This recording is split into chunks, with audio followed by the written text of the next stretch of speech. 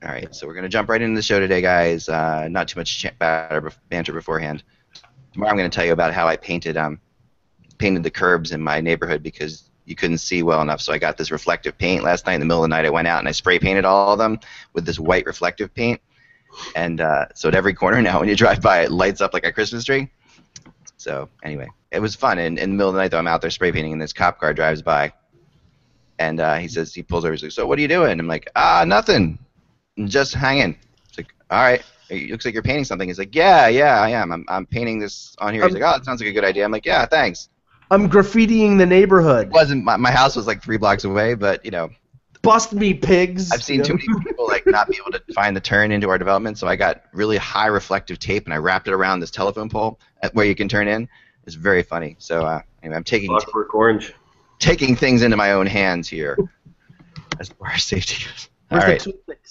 I know. Josh, we're seeing only the top of your head. Really? There you go. Oh. A little better. Cool. All right, here we go. Hey, Hockey World. It's Thursday, September 17th, 2014.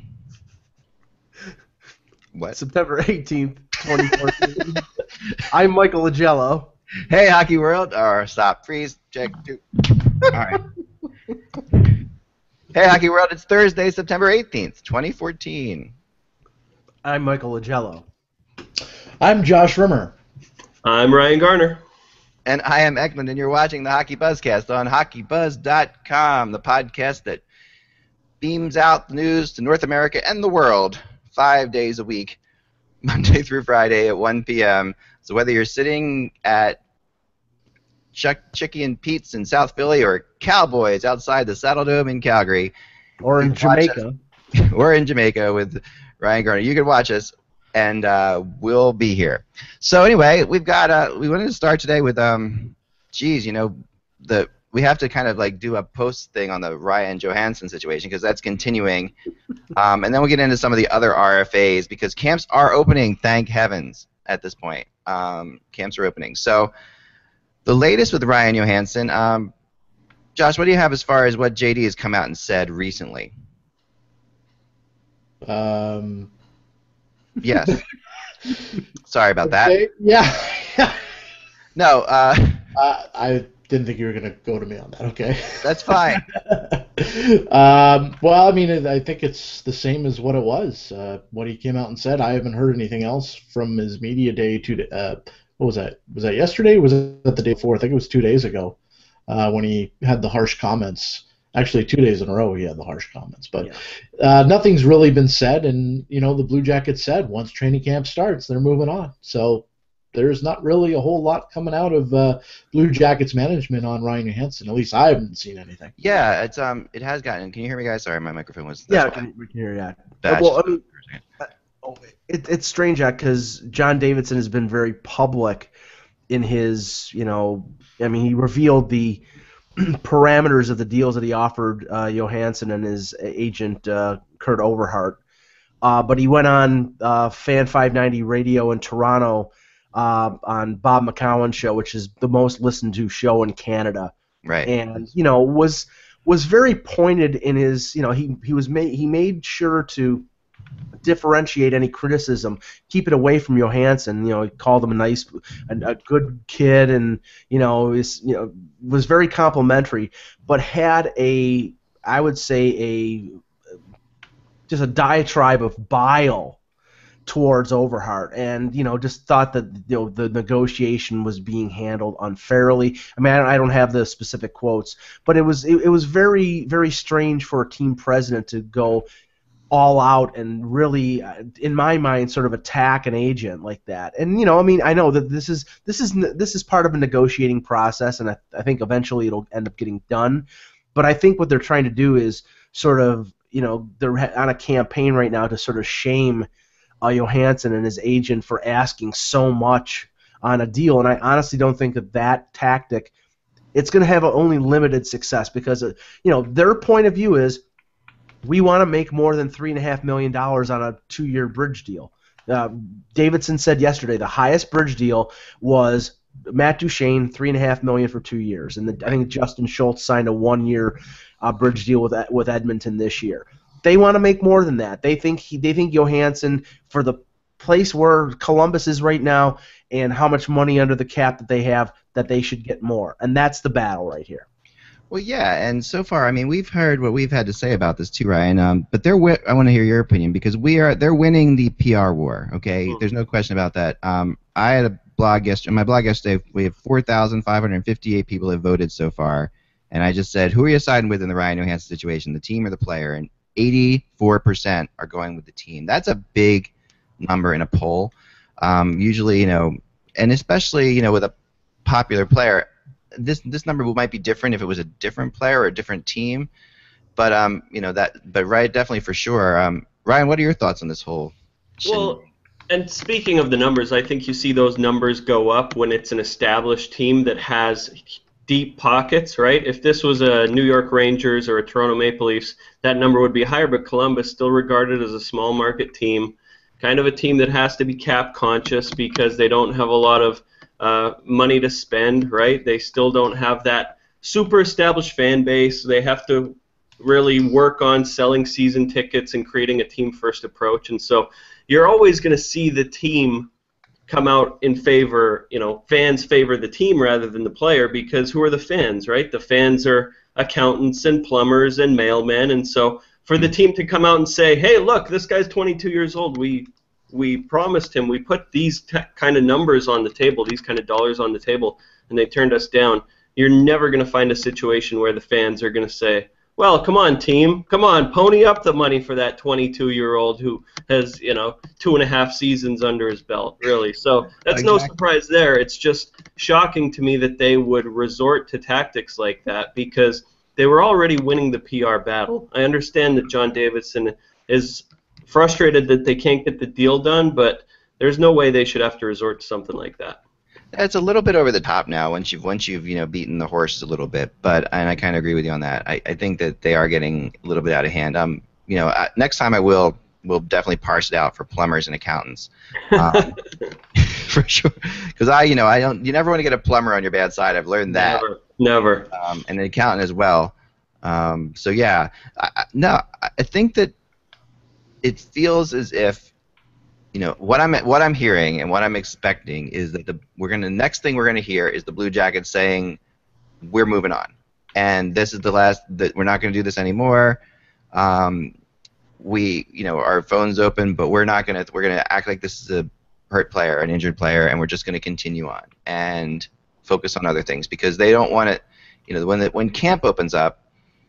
The problem with something like this is the first thing the coach is going to be asked at camp, and the first thing that every player is going to be asked, what about the Ryan Johansson, and that's where the issue. That's why you want to resolve this stuff ahead of time because right now, it's going to get old quick, and so they're going to by them just making some kind of definitive statement saying that's it, we're not talking about it anymore, we're done with it. I think that's where it goes from here. Well, Davidson did say one thing that I think was sort of a window into this current situation, which was that the team has a number of restricted free agents next season, and this is essentially a shot across the bow at some of those guys, including Sergei Bobrovsky, who they did have a tough time signing the last time around. I think it was a $5.5 million deal, 2-year deal that he signed, a bridge deal. So. With Bobrovsky having a pretty good year last year, probably going to have a good year this year, I guess Davidson and Jarmo Kekalainen want to, launch a shot across the bow of Bobrovsky that, he could pull a similar tactic to Johansson and get a big payday. So maybe that's at work here as well. Yeah, I'm with you. Now, in other news, we found out what happened to Josh Harding. And we want to get, and so we're gonna. Josh Harding apparently broke his foot while kicking a wall after an altercation on the ice. Never good to kick walls. Just frustrating. I mean, the Minnesota, the Minnesota Wild ownership and management just have to be just completely scratching their heads here. I mean, this is the worst case scenario thing for them right now, and I don't get the impression that Backstrom is a guy they have much faith in. So. I mean, where does it go from here, Ryan? What do you think? I really think, as I predicted last week, I think James Reimer's getting moved, right? Yeah. And when you look at teams out there that are looking for what I think we can call Reimer an established starting goaltender at this point, who can put up reliable numbers and fill that role, there's obviously a trade to be made out there, right? Because the Wild are looking to solidify their goaltending, and really, any team that is inviting Brizgalov to camp, that's a cry for help. Basically, throwing your hands up and saying, "Please help us. This position is horrible." So there's a deal to be made there. I think it's obvious, and I think it gets done early in the season because Brizgalov's not the answer. And you have to have someone there going forward, right?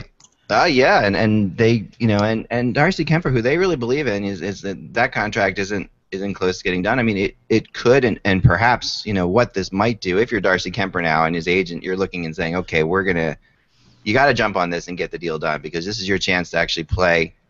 This is a perfect scenario for a 1-year deal, perhaps, or something. Okay, listen, he's got a chance to come in and win the starting job, and that's for an NHL goalie, that's a big deal.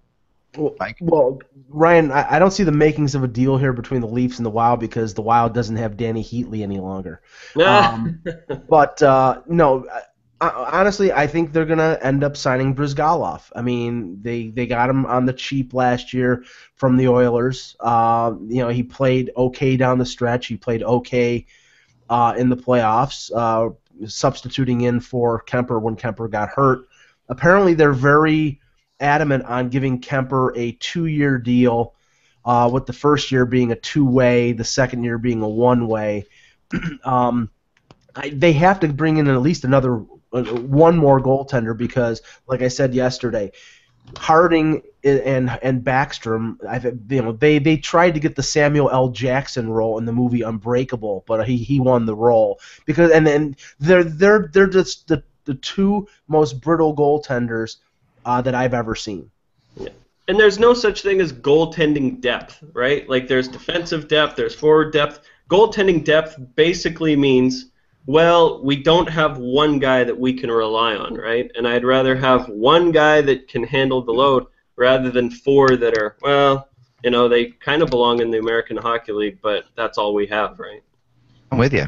There isn't, teams will never carry. I mean, and teams hate to rush goalies too. That's the other thing. So if you have depth, it's not like you want to bring him into the NHL, like a lot of people thought they did with Kemper. That was a problem there. So Hey guys, I mean, wouldn't the perfect situation here be for Marty Brodeur, especially if Harding is out for a long time? Wouldn't this be the right situation for him? I mean, the Minnesota Wild are going to be a good hockey club this year. They've improved dramatically. They got a lot of great young talent. Plus, they've added, a player like Thomas Vanek to the roster. They have 2 solid lines. I'm surprised that they haven't reached out to Marty. I thought that would be the perfect spot for him. I don't think last year they weren't willing to do it. I don't think this year the Minnesota Wild, and I did a lot of research last year on this, because he was being rumored, remember, to go there at the trade deadline, and even so much that people were in. I remember his game in New Jersey when people were saying this could be his last game. He's going to get traded to the Wild. And checking with the Wild, they weren't quite into bringing the personality into the locker room, and also, Harding will be back. Like, he's not gone for the season. It's a long injury, but he will be back. And then what? For Brodeur, I think it's way more likely that he goes to an Eastern Conference team, and I think he's probably willing to wait for that to happen, wait for a chance to go to Eastern Conference team, because he also would like to be near or home, either up with family he's got in Ontario, or his kids in Jersey. So that's why I think he's going to wait for the Rangers or Flyers to hurt their goalies, and then jump on that, because then he would be able to be at home and do exactly what he wants to do. So that to me it's possible, but not probable. So then of course we have more news, and this is disappointing to me. Okay, this is disappointing to me on weird levels, and I never kind of expected this, but Teemu Selanne came out with some rather harsh words to say about his former coach, Bruce Boudreau. Sort of sour grapes, I would say, actually. Yeah, and not very Teemu-like in a lot of ways. This is a guy I've always respected and will always respect, and he's always been super nice to me. And maybe this is just honest, but Josh, give us some of the some of the nice words that they had to say for each other. Well, Timu, I mean, the big thing that stuck out is if we had any other coach, I'd still play, and he wrote that in his new autobiography. And here's a little excerpt describing his final words he exchanged with Boudreau when he confronted the Ducks head coach after practice during first-round series with the Dallas Stars. I waited after everyone else had left the ice and skated to Boudreau. I yelled at him right to his face with what I was thinking. I asked what he had against me. I told him that since he became our coach, he has not respected me one bit. You never put me on the ice when we play 5-on-3, 4-on-4, or when we are one goal behind in the end of the game. Be honest for one time and answer. He just stammered that decisions were not his alone, and it was a group decision. I asked which group, and he said GM and scouts. I yelled at him, whoa, what kind of a coach are you if you don't even decide the lineup? He tried to skate away, but I just yelled that I wasn't finished. I told Boudreau, if you ever want to win something in a playoffs, you're going to need me. Nobody else wants to win as much as me. And then Johnson further notes that when Anaheim trailed the Kings 3-0 during the first intermission in Game 7, Selanne, in what would be his final game, took out his phone and texted to his wife 2 words, effing joke. There you go. Wow. Yeah, so there's that's pretty hard. I mean, I like the honesty and you know, it is just passion from a player wanting to play, you know. Yeah. Then he goes on actually at some point and says it would have been wrong if we'd won a Stanley Cup with a coach like that. I saw that one too. It's very un-Timu-like, guys. I mean, very un-Timu-like. He was pretty quiet during his 20 years in the NHL. He really didn't say anything. I mean, everyone loved him, and he was, every coach loved him. And obviously, there was a little bit of a tiff between him and Boudreau, but I was surprised that he would say that, and I think that kind of makes Timu look a little bit bad, maybe a little sour grapes. I get the feeling, Josh, that Timu expected for all the years of service that he put in, and I didn't notice. I mean, he's 43 years old. There was a drop off in his play, but he was still an effective player. But I think he was expecting the treatment that, say, somebody like Derek Jeter has been getting with the Yankees this year, whereas it's his last shot. He's gonna empty out the tank. He's gonna play and throw it all out there and try to win. And I believe he was benched. I don't think it was more than one game in a row, but that in and of itself is surprising. Does he have a right to gripe? Do you guys think he has a right to gripe? Yeah, he's retired now. I mean, he can do anything he really wants. I mean, if that was, he's a prideful athlete, and that was his point of view. I'm sure, that from what you just said, it sounds like he may have wanted to continue his career, but Boudreau signed a 2-year contract extension, so that wasn't going to happen. But yeah, he has every right to be upset. A couple things. Ray Ferraro. Always weighing in on things lately, said he retired because of Boudreau last year, ? He announced he was retiring before the season started. Number 2, Ken Campbell from the Hockey News just asked Boudreau if he wanted to comment on the Selanne stuff, and he replied, no thanks. Well, yeah, and I mean, I don't know. I've had my not run-ins but discussions with Boudreau, and I always found him I really like Bruce Boudreau. I love Boudreau. He's the best. I talk to him all the time. He's a good guy. And part of this I think is just when you think about it is I'm not surprised this happened. I'm surprised he wrote about it. I'm not surprised a player of his passion, of any hockey player who's been as prideful and as passionate as this guy has been his entire career is going to want to be on the ice all the time, and so he's going to have that discussion with the coach. He's going to say, listen, and if you're a coach, that's kind of what you want a player to say to you. You want a player to say that. You want a player to have that passion. So that to me didn't really surprise me. I guess coming out publicly and saying it, and how these books are often written. I don't know who co-wrote this book with him, but I'm talking to Kevin Allen, who writes a lot of these. Has written the Gordie Howe biography and is working on the Chelios biography now. You get a bunch of stories from the player, and you talk to him, and then you go back to the player and say, I'd like to put this one in, and then there's these debates back and forth. as to, well, is that too much to say, or is this? But you always want to have something in there to sell books, and you want to have something in there that's a little bit controversial, as long as the player is okay with it. The quote on the dust cover. So yeah, to me, Timu. I'm sure this was I would like to think this was a tough decision, like as to whether to put this in the book. But what are your thoughts on this, Ryan? The only problem I have with what he said is when he says, I love that he's competitive, that he wants to be out there on the ice, that he feels he can contribute. That's all fine with me. And if you have a problem with your playing time, bring it up with the coach, get in his face, either yell at him, do whatever you have to do to get answers. I don't care about any of that.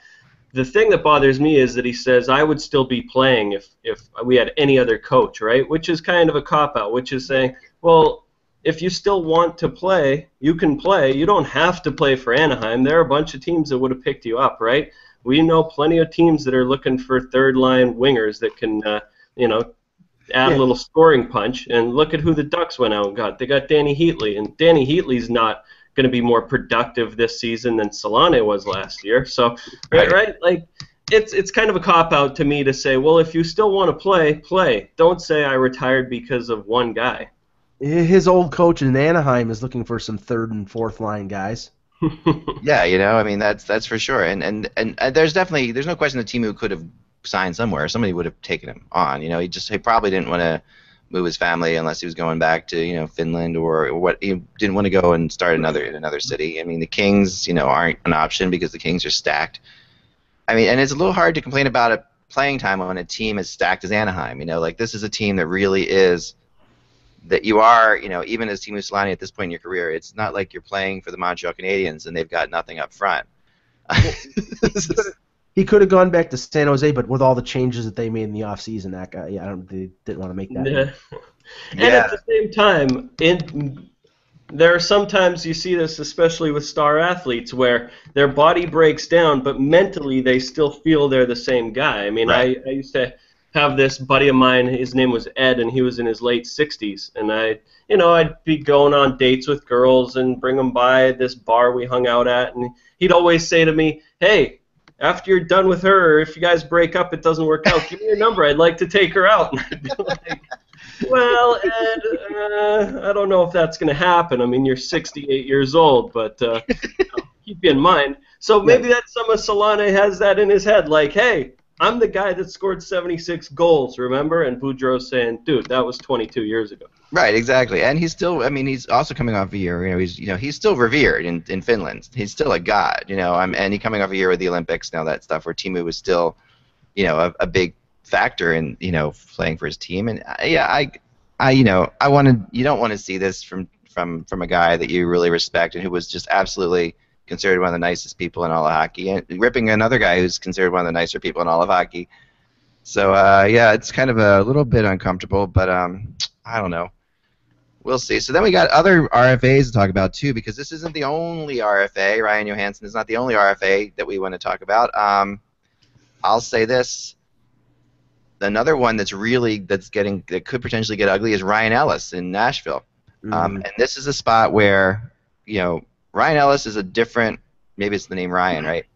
Ryan Ellis is a different kind of situation because here he is coming in, great defenseman, but he's the third defenseman on a team behind Shea Weber and Seth Jones. So he's not, for him to not report to camp / what people are calling holding out. I know it's not holding out. People are all up in arms about using the term holdout these days. But this is not. Ryan Ellis is in a different spot, and Nashville is definitely a cap-strapped team. They're not a team that's going to spend to the cap. They have their own salary cap, right? And they've got a lot of money tied up in Shea Weber, and will have a lot of money tied up in Seth Jones and Pekka Rinne, and they've got other players too, and they've made some. They now have Chris Neal, who's got a big contract. Jokinen, they signed for a pretty good contract. So Ryan Ellis, he could be moved. From my sources are telling me that he could be moved, and what are your thoughts on Ryan Ellis, Josh? Well, I was just going to say, you say, is it the Ryan? Well, also remember Riley is also holding out. Right, that's true too. Yeah, no, he's But yeah, as per Ryan Ellis, this is a guy that shouldn't be holding out. I mean, look at what Nashville has on the back end. It's pretty damn good. You look at Weber, and then you got Yossi, and then you got what's a kid? Seth Jones. I was going to say basketball player's son, Seth Jones, and they also have another kid. I think that's also an offensive defenseman. So Ryan Ellis is only hurting himself. I don't think Nashville's going to trade him. I know there's rumors out there, as you pointed out, Eck, but I don't know if they would move him because the kid's got a lot of upside. But right now, I mean, he really hasn't had that huge year where he deserves the big payout. Yeah, but this is a team that does slot things a little bit like, football teams do in the NFL, where, their top two defensemen, they're willing to pay their top two defensemen big money, but then the third and fourth defensemen, they're going to have to sort of go, third, fourth, fifth, and sixth are going to have to sort of be bargain type players. Yeah. They're going to need offense. And, Ryan Ellis is a top two defenseman on most teams in the NHL. This is a really good defenseman. You don't think so, Mike? I mean, I think he could be, but remember he was down in the minors for a long time, in junior for a long time. It took him a while. He was drafted in 2009, and he didn't play his first NHL game until the end of the 2012 season. So it took him 3 years, playing a couple extra years in the OHL with Windsor. I think he had a very good year last year, 27 points in 80 games. He's an offensive defenseman. What I see here at Workack is what happened with Cody Franzen a few years ago when he was with Nashville. He was 1 year away from being an RFA. Clearly David Poyle knew that he wouldn't be able to afford Franzen when he was probably trying to keep Ryan Suter, and which he didn't end up doing, but he needed to pay Suter, pay Weber down the line. Like you said, they're already paying Yossi a long-term deal. They got Weber locked up at 7-8. Now Seth Jones is entering year 2 of his entry-level deal. They'll probably want to extend him before they could extend him next summer. So there really isn't enough money in the budget if they're going to spend money to bring in offensive help, which they desperately need to do.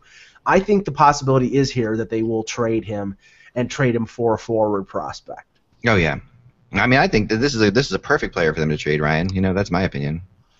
Yeah, and just going back to your Ryan point, Eck. Yes, I know, Ryan, sorry. It's the universally accepted fact, but Ryans are all devastatingly handsome, but they're kind of jerks and douchebags and difficult to deal with. I mean, we have Ryan Seacrest, we have Ryan Braun, we have Ryan Miller, Ryan Gosling. Like, it's just, it's a tale of two. You're absolutely right. I've never met a Ryan who wasn't that way. Ryan O'Neal. I mean, come on. Ryan O'Neal.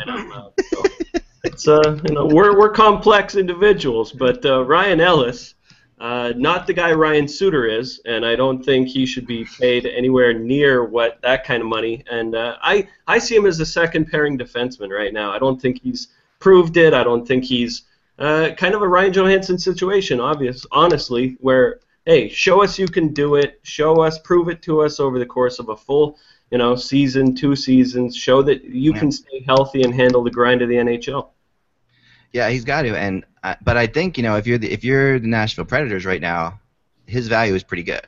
His value is pretty high, and you also can make the argument, well, we would love to have him as a top 2 defenseman. We already have 3 guys in front of him on the depth chart we're already paying. I think I've heard Montreal's interested in him, and that would make some sense to me. This is if I could think of a team that needs a guy like Ryan Ellis, I mean, they really do need they need more defensive depth in Montreal. They can't play PK Subban and hope that Markov stays healthy the entire year and expect to be okay. I mean, Ryan Ellis would give them a lot of options. Like Douglas Murray did last year, although they didn't play him nearly enough when they should have. But Ryan Ellis is one of these guys who I think would fit in Montreal. So that's the one rumor I heard. Well, go ahead, Mike. I'll give you another team that he would be a fit with. Would be the Islanders, because they are loaded with forward prospects. And Garth Snow. If there's one criticism I have of Garth Snow going into this season, and I have many of criticisms of Garth Snow, but I'll just narrow it to one, is the fact that his idea of upgrading his defense was signing T.J. Brennan. And I think you needed to sign more than T.J. Brennan to upgrade has been their worst part of their team for a number of years. So any guys like Anders Lee or Ryan, not to say that they're going to trade Ryan Strome for Ryan Ellis, but I'm saying there's another Ryan there, by the way. Another problem. Yeah. But they have a number of forward prospects, and a Ryan Ellis would make sense, but because it makes sense, probably means the Islanders won't do it. Yeah, and like like we saw last year with Ryan Callahan, this Bobby Ryan. Bobby Ryan, yeah. No, but Bobby Ryan's a good guy, so it's the first name is the problem. Yeah, just the first name. Yeah, I got you. Well, Ryan Whitney, there you go. Oh, classic case. So Torrey Krug's another one too, another defenseman who is holding out or not, quote unquote holding out or whatever, not going to rip the camp because he doesn't have a contract, which is we need a new word for that. Let's say he's shadanzling or something. So he's doing this. He's not holding out because he needs a contract. Now Torrey Krug's in a worse spot than Ryan Ellis because he's got. He's a good defenseman. He's arguably a 3, 4, 5 defenseman, somewhere in there, right? But he's on a team that has 7 starting defensemen, 7 NHL caliber defensemen, and a team that needs money desperately to sign Riley Smith. Right. So Torrey Krug is definitely going to be, in my opinion, is a big possibility to be traded. I heard the Buffalo Sabres when I was talking to somebody yesterday that the Sabres had called about Krug and that there were talks that were going on about that. I could see Buffalo going for Krug. Krug is the kind of guy who, he's a feisty. He's a good. I really am a big fan of Torrey Krug. He can play. He can play both ends. He's feisty. He reminds me a little bit of Seidenberg, honestly, sometimes. So I think that it's not a terrible fit for them. For Krug, Buffalo. Mike, what are your thoughts on Krug? I honestly I don't see a fit with Buffalo simply because Buffalo has a lot of young defensemen. Mm-hmm. They have Ristolainen coming, Zadorov, the kid from the London Knights, who they drafted in the first round a couple years ago, who is probably going to go back to junior. But really, I think that right now a Krug deal for Buffalo doesn't make a lot of sense. And he really doesn't have that many options right now when it comes to the Bruins. I mean, they're going to try to slot him in for whatever salary he can get. And whatever salary they can afford, and maybe they just do a 1-year deal, and then when the ridiculous bonus of Jerome McGinley, which I think is almost $5 million, drops off the cap next year, then they can sign him and Riley Smith to a longer-term deal. I mean, anything is possible, Ak. I mean, you see players traded like this all the time where teams simply can't afford them, and Boston is in trouble right now with those 2 players, and they need those to get those guys in their lineup or get something back for either one of them in a trade. Yeah, and the good thing about Boston, if you're a Bruins fan, that you can take solace in this whole thing is that the Bruins are very good with their players and communicating what's happening long term. So these guys may be in a situation like that. They might be able to say, "Listen, we'll give you a really good deal next year when that comes off," and they'll. The Devils were famously like this. We'd always see the Devils players not signed, and then they would all get signed all at once because they always. But when you would talk to them off the record, they would be like, "Oh yeah, we figured it out. It's just we're not going to do it yet," that kind of thing. So I wonder about that too. And to talk about Riley Smith, who I think is a must signing for the Bruins, have to keep him, not trade him, keep him around, especially after losing Iginla. And already being kind of having them maybe they have guys in there to try to fill these offensive spots. So the Riley Smith situation is, I would guess they have a contract figured out with him already, but have said we got to make a trade first and work that out. So they've talked to Edmonton. We talked about this, and actually 2 teams right up your alley, Ryan. Edmonton and San Jose come both talking to Boston about Boychuk. And as I reported before, and I still heard more about this, the Oilers wanting Joe Morrow, but it would take something like Chris Kelly to get that done because they'd have to move cap space as well. So thoughts on Edmonton or San Jose picking up Boychuk or Morrow?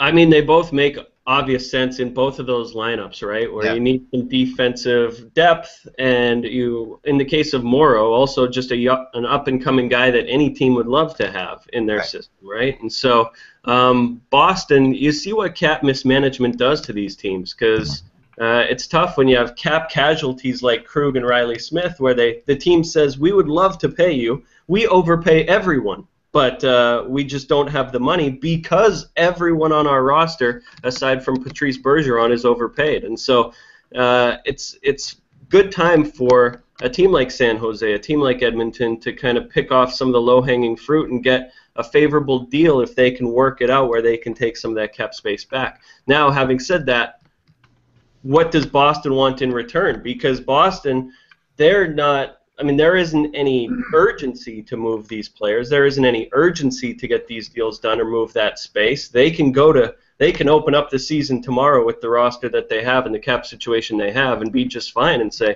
well, we can't afford to pay you. So, if you can't afford to put gas in the car doesn't run. That's it, right? So it'll be interesting because it obviously always depends on the return. And from some of the reports we heard earlier about Boychuk, a Boychuk for Yakupov swap straight up, I think that's too much to ask if you're the Edmonton Oilers, who still think they're sitting on a very valuable young player in Yakupov. No, exactly. Well, I agree with that. Before, real quick, I wanted to move on before we to this stuff that's happening with Kessel and Carlisle. Real quick, Josh, give us a little bit of a rundown. This is, and then because I know you have to run, and then we're gonna, and then I want to get into the Sharks as well. So, Josh, what's up? Well, basically, the report came out, I think it was the Toronto Star this morning, saying that there was a disagreement, I guess, where Steve Spott, the assistant coach of the Toronto Maple Leafs, was at I don't know where he was, at a gathering or something, and he was talking about the breakout, and there was a little bit of a disagreement apparently between Phil Kessel and Steve Spott, and it's been all talked about today at the first day of camp. At Toronto Maple Leafs camp, and everyone's been asking Dave Nonis and Steve Spott and Phil Kessel about it, and everyone's denying the rift that happened with Kessel. And Kessel spoke a little bit to the media today and said that he doesn't talk hockey in the summer. He only talks fishing, poker, and doesn't only skated 10 times this summer. Doesn't like to do anything to do with hockey in the summer. So he's basically denied the whole thing. The team's denied the whole thing. But there's been some interesting comments from around, like, for instance, former Toronto Maple Leaf Darcy Tucker quoted this morning saying, "Wonder why it's hard to get free agents when grocery store quotes from an assistant coach are the headlines leading opening day. #wow, #40 goals." And Kessel... says that Darcy Tucker using hashtag. Go ahead, continue. Kessel says Carlisle lets him get away with stuff others don't on the team. Every player's different. So I found that quote kind of interesting. Yeah, he gets cookies before he goes to bed, and he gets. You gotta also say Darcy Tucker is a player agent. I think he works with Anton Thun. Not anymore. He has left the player agent business yesterday. Oh, he has. Okay, well that's new. So he is not involved at all anymore with Carlos Sosa. He is moved on. I spoke to Carlos Sosa yesterday. He confirmed the report to me that he had left his agency business. He said that he accepted a really good opportunity in the something sector. I didn't understand what that meant, but he's private sector. Yeah. He said that he wants to be closer to his family, and that's why he's left the agency business. So. Well, let me just touch briefly on this because I don't want to make this Leaf buzz, but I think this is a product of the fact that it's the first day of training camp and everybody is looking for a story. Dave Feschuk is a very good reporter. He is the one who broke the.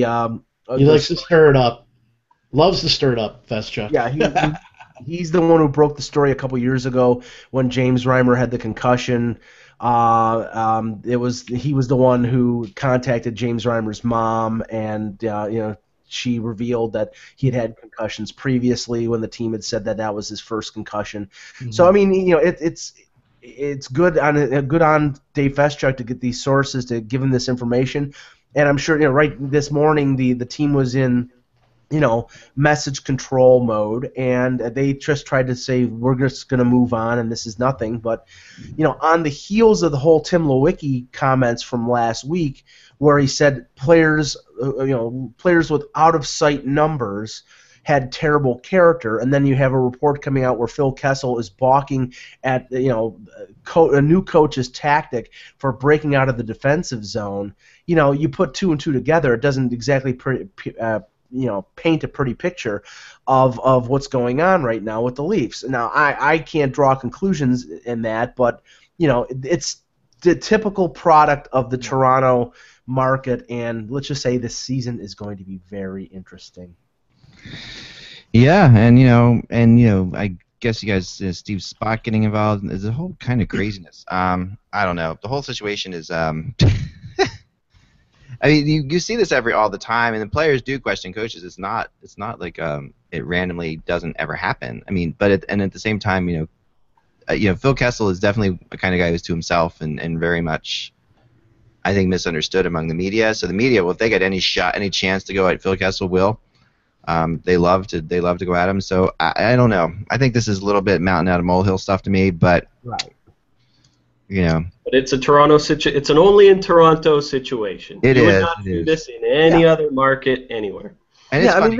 This is fodder for training for Nonis and Carlisle had their opening press availabilities for the Toronto media this morning at the opening day of training camp, and they were both asked about this. This was one in a number of questions they were asked about. They were asked about Lewicki's comments. They were asked about the collapse from last year. This is just another in a long line of things to bring up.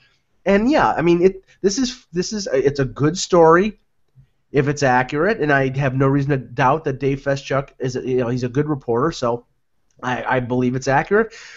But it's feeding the beast, and it's something that will be talked about for a day or two, and then when the team hits the ice on Monday, no one will care unless. But it's one of those stories. These are little molehill stories that all add up over the course of a season, and this is why you see Canadian teams struggle so much. I think not just because the outside pressure that the fans and the ownership put on the players, but also just because these little things, and you would see stories like this. I mean, these little things pop up in Vancouver and Edmonton and Ottawa, right, where the players just say, you know what, are we a team or are we not a team? When you have all these factors and everything, like discontent is the name of the game among Canadian media. That's what they're always looking for. Anything to stir the pot, anything to create discontent.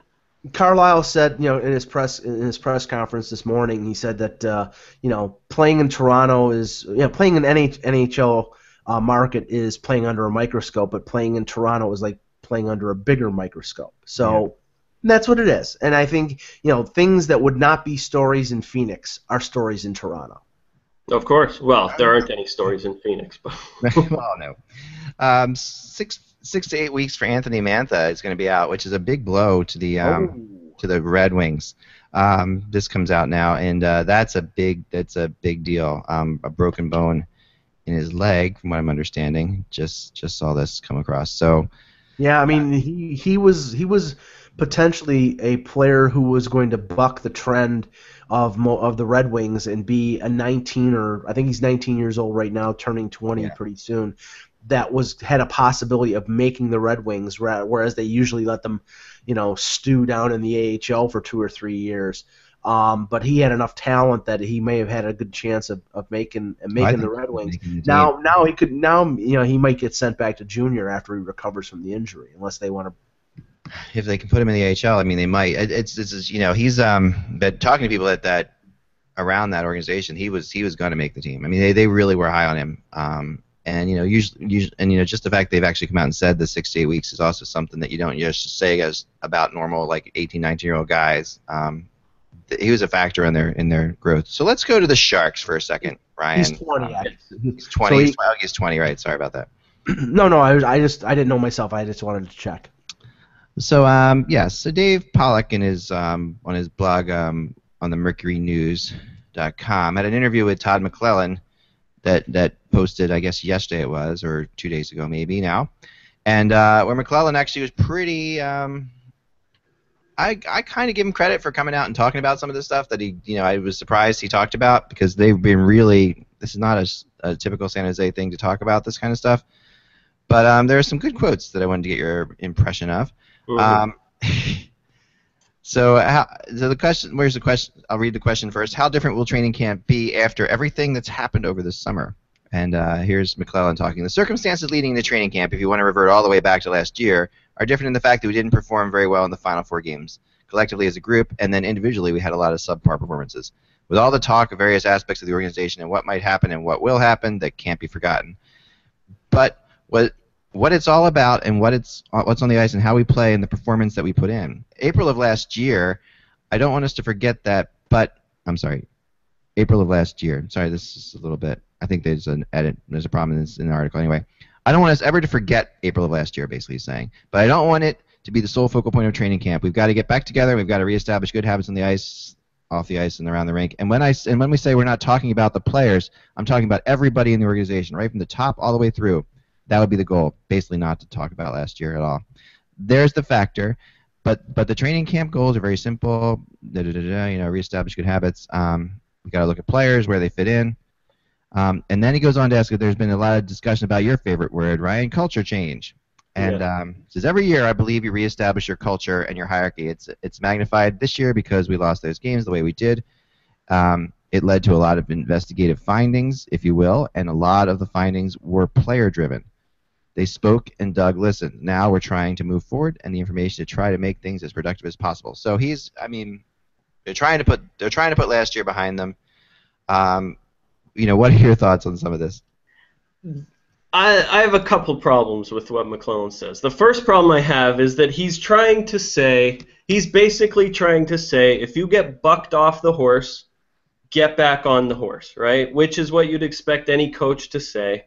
Many of them do. However, what he fails to mention is the Sharks got bucked off a pretty big horse. They had a pretty hard fall last season.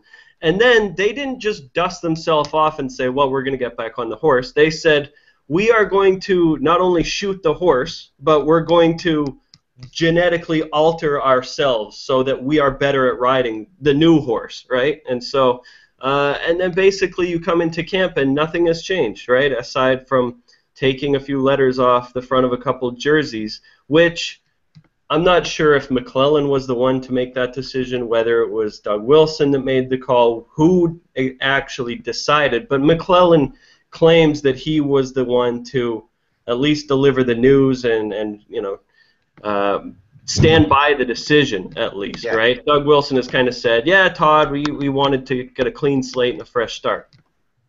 So the thing I don't understand from McClellan's comments is everyone will be talking about your last 4 games in April. That's obviously the story. It was the story in April. It continues to be the story because nothing has changed. And the culture doesn't change year to year. I mean, part of establishing an identity as a team is to have a culture in place, have an identity that doesn't shift every year.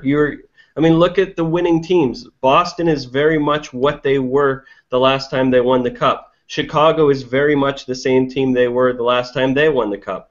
I don't think you'd hear many coaches say every year we're constantly working on our identity and finding out who we are, because that's not the case, especially with a team where there are so many returning parts that you have in San Jose.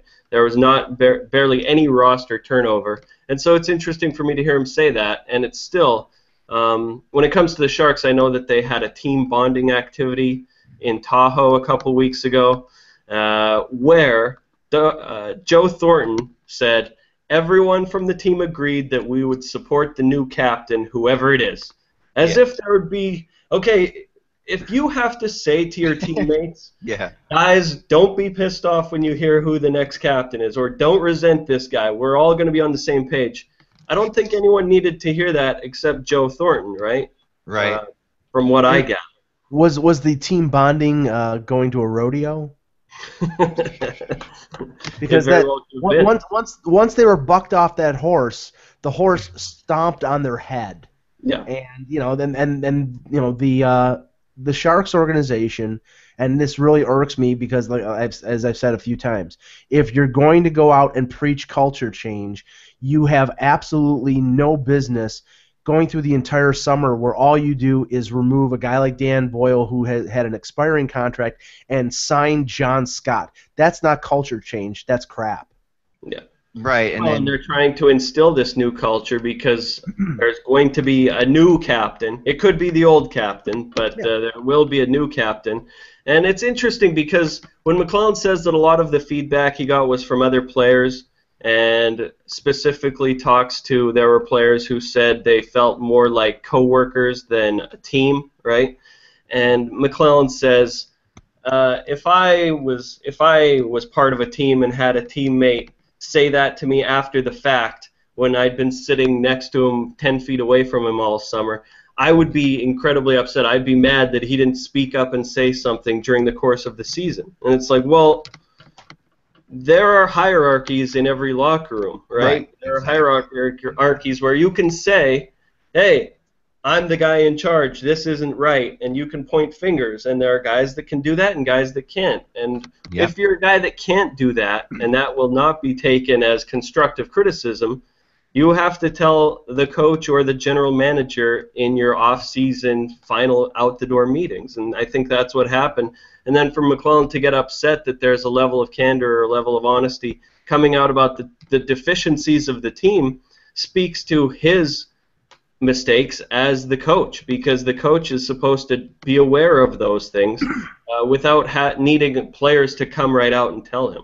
Yeah, I'm with you. And I mean, the one thing that later he says, I'm sick of all talking about all the stuff from before, and like you say, it's not going to happen. You can't get around it. And I'm going to throw out like a positive spin on this if possible, because I really do think that there is something positive that comes out of this. It's maybe not that apparent to people who don't know the San Jose scene very well. But here's the positive situation out of this is a team that fans have always supported, and because there's very little media out there, and because, frankly, you're not writing out there anymore for them, there's really not a whole lot of people questioning what's happening in a normal hockey perspective.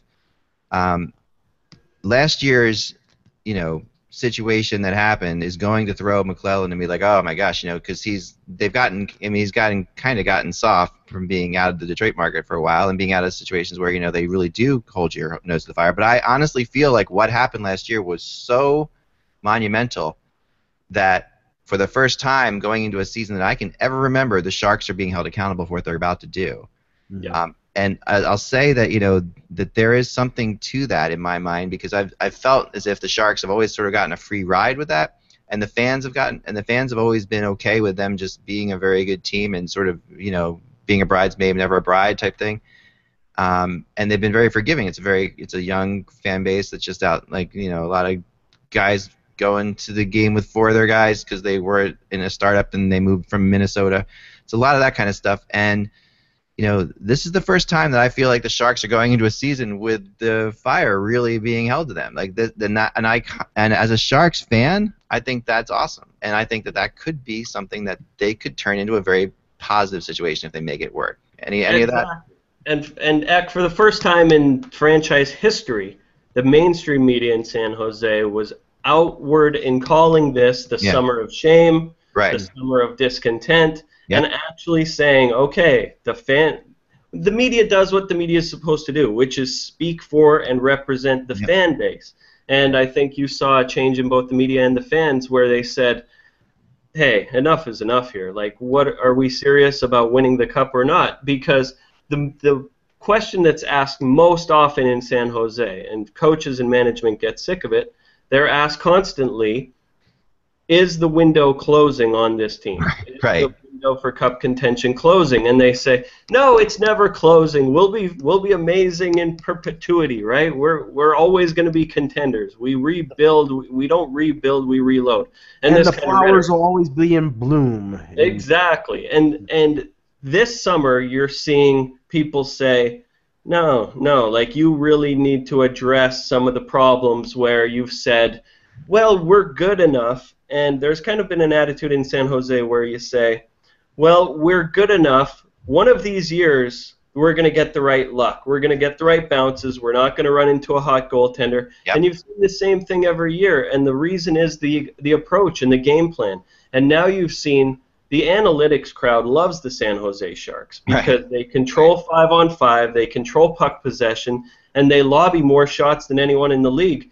And the problem is, you read all these analytics-based stories about the Sharks, and they say, well, the Sharks just need to keep doing what they're doing because they put a lot of shots on goal and they control puck possession. But that's Todd McLellan's game plan. That has been ever since he showed up, is direct shots from anywhere. Low percentage shots are just fine, and that's why you've seen guys like the Jonas Hillers and the Craig Andersons and the Jonathan Quicks put out incredible save percentages against the Sharks in the playoffs, is because the Sharks will get 45 low percentage shots on goal, and for an analytics guy who sees that, they say, well, that's just the numbers. I mean, eventually these things are going to turn around and the Sharks are going to have their run to the cup, and that's not necessarily the case. Exactly. I'm going to go in, with a little optimism from that. I really do. I'm going to say that I'm going to see what happens last year I picked the Sharks to win the Stanley Cup, and I've done that a couple times over the past couple years. But last year I did because I love the moves they made. As bad as this summer was for them, movement-wise, really they just lost Boyle, and that's a big loss, and didn't replace him yet. If they will, maybe they will with somebody, like a Ryan Ellis or something like that. But I thought last year's moves were amazing. I thought they made incredible moves last summer, and it showed throughout the regular season that they made the right moves. And then, they lost to a very good team, and it sucks in the way they lost. But I like when in the silver lining to the way they lost is it might be the thing that actually propels them forward. It's and there is a lot of optimism for that team, and heralded righteous optimism, and it's there's reason to be optimistic because but you didn't ask me. Another year under him. Joe Pavelski's now a 40-goal scorer. Yeah. And I felt that he's been their best player the last 3 seasons, and he just continues to shine, right, at both ends of the ice. And if you can do it to a point where, listen, if you're saying that Joe Thornton takes a step back and he's your second-line center, that's the best second-line center in the league. I don't care what team you're on, right? Oh, absolutely. And so these aren't bad things. These are, in fact, great things. The fact that the Sharks keep that core together because it is an exceptional core, and they are going to have another very good year if everything falls where it does, and Brent Burns moving back to the defense works out for them. Works out for him. And Ryan, if by some miracle it's repeated again that they fall short, then okay, is that enough to fire Doug Wilson? Is that enough to fire Todd McLellan? Is that enough to trade core players who have fallen short year after year after year? If Todd McLellan wants to stop talking about their collapse in April, I got a one-word solution: win. Yeah. Bottom line, that's it. And I think you'll see it. I think you'll see it if the same thing happens or anything like that happens. I mean, if this team doesn't get to even the conference finals, I think you could see a change in coaching, and you have to. I mean, they have to go that way. I think they will. Well, and we'll see what the pressure does for them, right? Because they've been under pressure before, but when the playoffs begin in April, assuming the Sharks are going to be there, there is going to be no other team facing as much pressure to succeed as the San Jose Sharks. Absolutely. Okay, so I wanted to some quick news about the Hockey Buzz for a second before we get out today.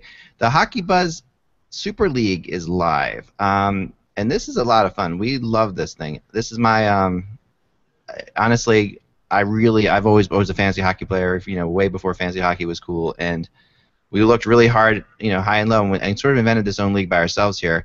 And the concept of it, you have to just go to the fantasy tab at top of Hockey Buzz, but the concept of it, if you've never done it before, is pretty neat. Like, what you get is you get $69 million there as your salary cap, and then you get the entire NHL to put together the best team you can for $69 million. You have to have a certain amount of left wings, a certain amount of centers, right wings, defense, and goalies. But, like, for example, here, if I want to go, into look at fantasy points, and let's say I wanted to pick up Jamie Benn, he's a $5.25 million cap hit. I take him, boom, it pops him down there, and that shows the next game that shows his first week in the NHL, so he's got 3 games that week.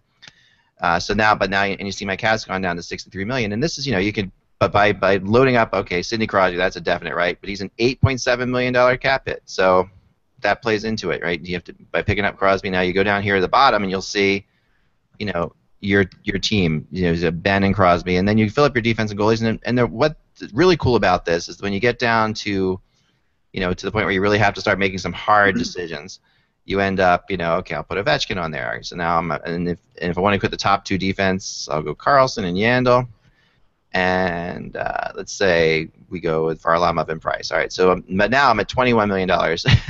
So I put together this team, right, and I've got all these spots I've got to fill in for $21 million. So it gets way harder as it goes along. And what's really nice about the way they did this is you actually will see like certain players will be eliminated when you don't have cap space for them anymore, and then you have to go dig deep into your, you got to maybe go for Thomas Fleischmann, left wing, or somebody you think could have a good year. So, and then what happens every week in live real time, you get really cool. Your team goes up against somebody else's team, and then at the end of the week, you get a win or a loss. It's a lot of fun, and I really definitely encourage all to join. It's free to play. You don't have to be a season ticket holder for Hockey Buzz. Although if you are a season ticket holder, we'll give you. We have 2 different leagues. We have a season ticket league and then a free league. And if you're a season ticket league, the prizes are a little bit better, obviously, because we appreciate the fact you support the site. So. Yeah, that's go ahead, Mike. What I did was I limited my roster to 59 million and then embezzled the other 10 million. No. Gaming the system, Mike. Oh. There you go. You should try to do it. Someone should try it. Nashville should try to do it. Like do the whole thing for like 40 million or whatever. Try to do it for the actual cap of the actual team. But and then some people like Julie in the past has done only college hockey players. Some people have themes, but it's fun. I really encourage all to join. It's a great I think a great fantasy pool, and it's fun because it is week to week. It changes, and then if you don't change your team, your other team, your team just stays the same. So if you're the kind of guy who gets a little bit lazy and can't, don't want to change your team week to week, you can do that. You can just ride it. But if you're going to win this thing, you're going to have to really probably check out every week what's going on, because you don't want to Ovechkin in with 1 or 2 games and somebody else has 5 games and you're not. That's not going to help you though. So yeah, so that's something I would definitely recommend joining up on, and all of us on the HockeyBuzzCast are going to do this, and I think we have to have our own little pool as we go through. We have to come up with maybe 8 of us or something like that, and have a fun thing where we can play, even though we're not going to be playing each other on there. We can play each other by just keeping our scores and having fun with it as it goes. So that'll be a good old time there. So yeah, so thanks Ryan for joining us again as always. Thanks guys. Absolutely. And Mike, you can follow at Mike in Buffalo. Ryan, are you Ryan Gardner? Just Rye Gardner. Rye Gardner. That's right. Rye Gardner. So and Mike's at Mike in Buffalo. And I'm at Eklund, and we will talk to you guys tomorrow, where we will be joined by Ty Anderson, whom I will discuss the Gaslight Anthem show with, that I saw and he saw last night, I guess it was, which I just absolutely was friggin' amazing. So we'll talk to you soon, guys. Remember, without the buzz, it is just hockey. Talk to you then.